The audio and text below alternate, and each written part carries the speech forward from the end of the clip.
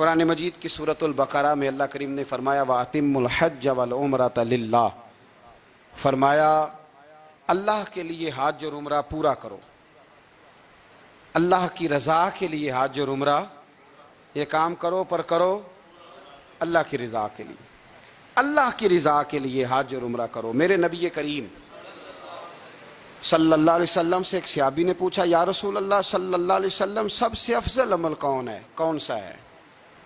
اعمال تو ڈھیر سارے ہیں نا، گلی سے کنکر آپ نے اٹھا دیا تو وہ بھی صدقہ ہے۔ یا رسول اللہ صلی اللہ تعالی علیہ وسلم افضل عمل کون سا ہے؟ نبی پاک نے فرمایا اللہ اور اس کے رسول پر ایمان لانا۔ عرض کی حضور اس کے بعد؟ فرمایا اللہ کی راہ میں جہاد کرنا۔ کہا یا رسول اللہ اگر میں تیسری بات پوچھوں کہ اس کے بعد؟ تو حضور نے فرمایا پھر بیت اللہ کا حج کرنا۔ ایک ترتیب بیان کی، ایمان کے بعد افضل ترین عمل جہاد ہے، اللہ کے راستے میں جہاد کرنا، اور اس کے بعد پھر حضور نے جس عمل کو افضل ترین قرار دیا وہ حج بیت اللہ ہے، وہ اللہ کے گھر کی زیارت کرنا ہے، وہ حج کی سعادت حاصل کرنا ہے۔ حج ایک عظیم نعمت ہے، ایک عظیم نعمت۔ میرے رسول کریم علیہ السلام نے کچھ مثالیں ایسی بیان فرمائی ہیں جو اگر ہم سمجھ جائیں نا، اگر ہم سمجھ جائیں ان لفظوں کو، چونکہ ہم حدیثیں سنتے رہتے ہیں تو وہ خاص گہرائی اور گہرائی جو اس پر بات پر غور کی ہونی چاہیے وہ کئی دفعہ نہیں ہوتی، تو اس کے جو حسین مطالب ہوتے ہیں اور اس روایت کے جو خوبصورت تراجم ہوتے ہیں وہ پھر ہمارے ذہن میں نہیں آتے۔ ایک پہلے دن کا بچہ ہوتا ہے، بالکل پہلے دن کا، آج ماں کے پیٹ سے پیدا ہوا، اس کے ذمے کوئی گناہ نہیں ہوتا، اس شخص سے کسی کا کوئی اختلاف نہیں ہوتا، اس شخص نے کسی کا دل نہیں توڑا، اس نے کسی کو ستایا نہیں، اس نے کسی کو پریشان نہیں کیا۔ اب میرے نبی کریم علیہ السلام کا جو مثال دینے کا انداز ہے اور جو سمجھانے کا طریقہ ہے وہ طریقہ دیکھے کتنا انوکھا ہے۔ حضور فرمانے لگے جس بندے نے حج کیا اور نہ اس نے اس میں کوئی فحش بات کی، نہ کوئی گناہ کا کام کیا، اور حج کر کے واپس آ گیا تو یوں سمجھو اس طرح ہو گیا جس طرح آج ماں کے پیٹ سے پیدا ہوا ہے۔ مثال دیکھیں، تشبیہ دیکھیں، رائنائی دیکھیں، اور جو حضور کی باتوں سے خوشبو پھوٹتی ہے اس کو محسوس فرمائیں کہ جس طرح آج ماں کے پیٹ سے پیدا ہوا ہے، آج وہ جو خوبصورتی ہوتی ہے پہلے دن کے بچے کی، وہ جو رانائی ہوتی ہے، وہ جو اچھا لگتا ہے، وہ جو چاؤ چڑھتا ہے، وہ جو اس کے آنے پر لوگوں کو تسلی ہوتی ہے، وہ جو مبارکیں ہوتی ہیں، وہ ایک خاص اس آنے والے بچے کی اہمیت ہے، فضیلت ہے، اس کے ذمے کوئی گناہ نہیں۔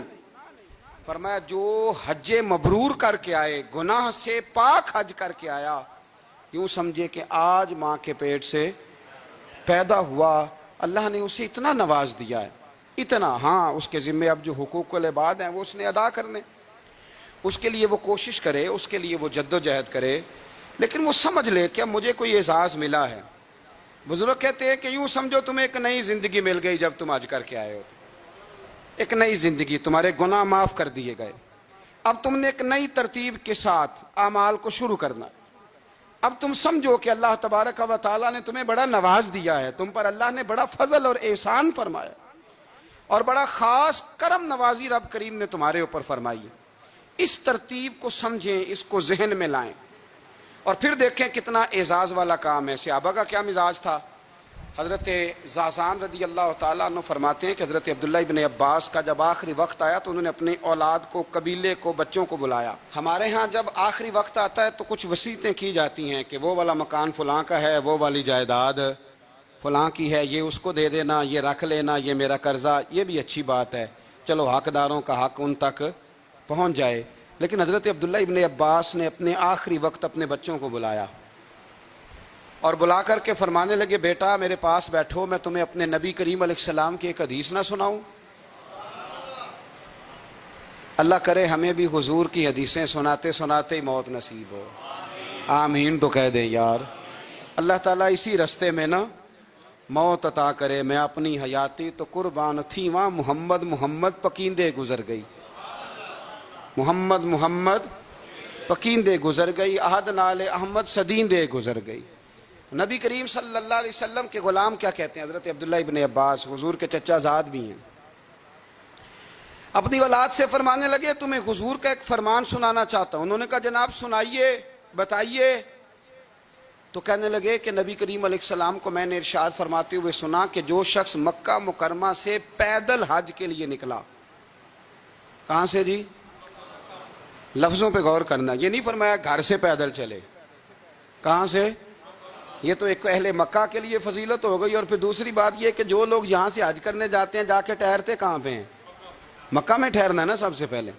چلیں کوئی حرم شریف کے قریب ٹھہر گیا تو کوئی عزیزیہ میں، تو کوئی خالدیہ میں، تو کوئی شوقیہ میں، یہ جگہوں کے نام ہیں وہاں، لیکن رہنا تو مکہ مکرمہ میں ہی ہے نا سب نے۔ فرمایا جو مکہ مکرمہ سے پیدل حج کے لیے نکلا، حتیٰ کہ حج کر کے واپس مکے لوٹ آیا، اللہ تعالیٰ اس کے ہر قدم کے عوض اسے 700 نیکیاں عطا فرمائے گا۔ اور اگلے لفظ سنو گے تو اور خوش ہو جاؤ گے۔ محبوب کریم فرمانے لگے 700 نیکیاں ملیں گی، اور ہر نیکی حرم کی نیکی کے برابر ہوگی۔ ہر نیکی گویا اسے ہر قدم پر 7 کروڑ نیکیاں عطا کی جائیں گی، کہ جب وہ چلے گا ایک قدم پہ، اللہ ایک قدم پہ صرف 7 کروڑ نہیں، اللہ اسے ایک قدم پر 7 کروڑ نیکیاں عطا فرمائے گا۔ اندازہ فرمائیں کہ اس بندے کا مقام کیا ہے۔ جس طرح نور میں نہیں وہ نہلایا ہوا، اور ہر قدم اٹھاتا ہے تو نور والا ہی بنتا چلا جاتا ہے۔ حاجی کی یہ سعادت ہے۔ اور ایک حدیث میں اللہ کے رسول صلی اللہ علیہ وسلم نے فرمایا جب تمہاری سواری، تمہاری ناکہ، تمہاری اونٹنی حج کے لیے چلتی ہے، ایک قدم اٹھاتی ہے تو اللہ تمہارا ایک گناہ بھی معاف کرتا ہے، تمہیں ایک نیکی بھی عطا کرتا ہے، اور تمہارا ایک درجہ بھی بلند فرما دیتا ہے۔